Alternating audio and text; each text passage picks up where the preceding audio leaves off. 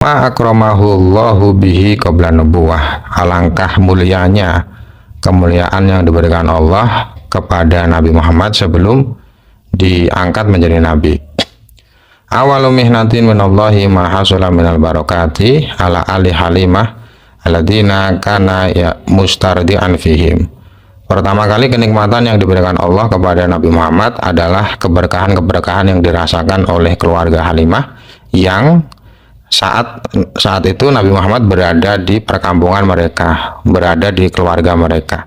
Jadi Nabi Muhammad itu kan di masa kecil menyusu kepada Halimah ya. Di saat Nabi berada di rumah Halimah itu keluarga Halimah merasakan keberkahan Nabi. Faqad kanu qabla hululihi binadihim mujdibin. Jadi sebelum Nabi datang ke sana mereka dalam keadaan dalam keadaan buruk, keadaan kelaparan. Maksudnya tanah mereka dalam keadaan gersang ya, dalam keadaan kekurangan hujan.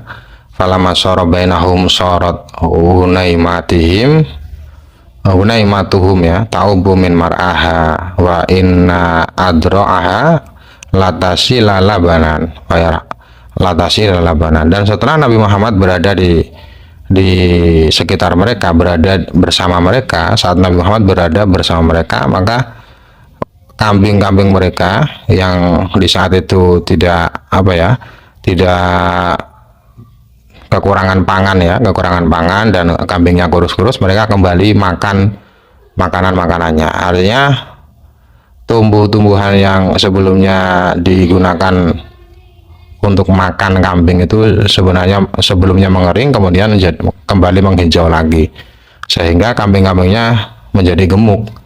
Dan juga kantong susu kambing itu juga yang asalnya tidak mengeluarkan air susu, kemudian kembali mengalirkan air susu.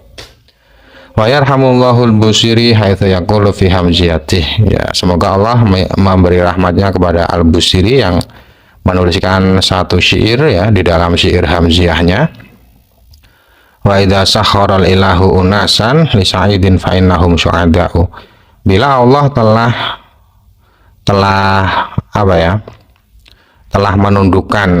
bila Allah telah menundukkan manusia-manusia untuk Nabi Muhammad, maksudnya di saat Nabi Muhammad berada di tengah-tengah suatu kelompok, maka mereka akan merasakan keberkahannya. Fa'innahum syuhada'u. Jadi orang-orang yang bersama dengan orang yang bahagia, maka mereka juga akan merasakan bahagia.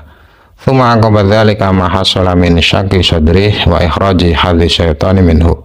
Kemudian kenikmatan kedua yang diberikan Allah kepada Nabi adalah peristiwa pembelahan dada ya. Pembelahan dada yang juga terjadi di kampung Bani Sa'ad ya, di sekitar rumah Halimah. Dan malaikat yang ditugaskan Nabi untuk hal itu mengeluarkan organ tubuh yang setan mengganggu manusia melalui organ itu. Walaysa hadza bil ajib ala qudratillahi ta'ala. Hal ini tidaklah mengherankan kalau kita mengingat bahwa itu adalah kekuasaan Allah. Faman istaba'ada dzalik kana qalilan nazar la ya'rifu min quwwatillahi syai'an. Barang siapa yang menganggap peristiwa pembelahan dada ini adalah sesuatu yang mengherankan, maka itu sebenarnya dia kurang berpikir tentang kekuasaan Allah. Dia tidak mengetahui kekuatan Allah ya, tidak mengetahui sedikit pun tentang kekuatan Allah. Li'anna kharqal adat lil anbiya laisa bil amril mustahdats walal mustaghrab. Mengapa? Sebab hal-hal yang di luar kebiasaan yang dialami oleh Nabi itu bukanlah sesuatu yang baru, bukanlah sesuatu yang asing. Sebab nabi-nabi sebelumnya juga sama mengalami hal-hal yang di luar nalar manusia. Wa minal karamatil ilahiyah tasirul ghamamati lahu fi safarihi ila Syam. Termasuk dari kemuliaan yang diberikan Allah kepada Nabi Muhammad adalah Allah menundukkan awan untuk menaungi Nabi Muhammad saat beliau melakukan perjalanan ke Syam ya. Ini cerita yang sering kita dengar ya, bahwa di saat Nabi melakukan perjalanan ke Syam, beliau selalu dinaungi oleh mendung. Hatta kana tudhilluhu fil yaumis shaif la yastariqu ma'ahu ahadun fil qafilah.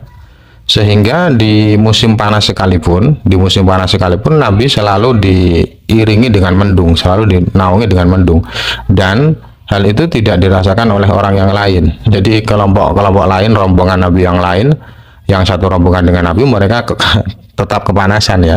Yang tidak kepanasan hanya Nabi. Kama rawadzalika Maisyaratu gulamu Khadijah alladzi kana musyarikan lahu fi safari.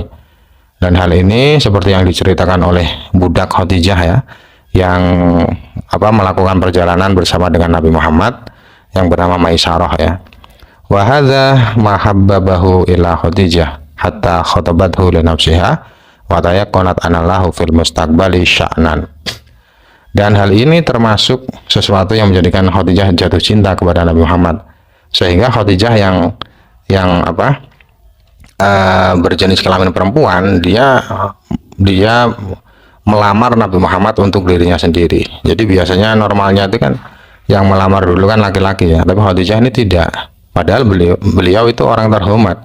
Khadijah itu orang terhormat, orang kaya, tapi mau melamar Nabi Muhammad karena dia meyakini bahwa Nabi Muhammad itu kelak akan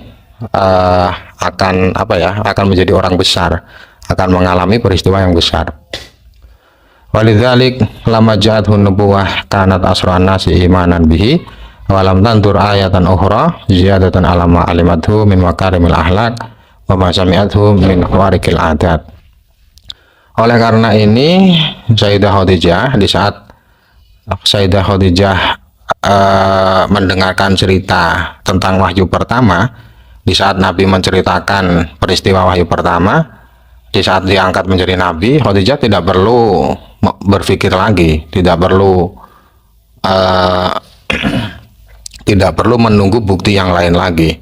Khadijah adalah orang pertama yang paling cepat beriman kepada Nabi Muhammad, tidak menunggu ayat yang lain, karena Khadijah sebelumnya sudah mengetahui akhlak-akhlak mulia yang dimiliki Nabi, dan Khadijah juga sudah banyak mendengar informasi tentang hal-hal yang di luar akal manusia, yang di luar kebiasaan yang dialami oleh Nabi.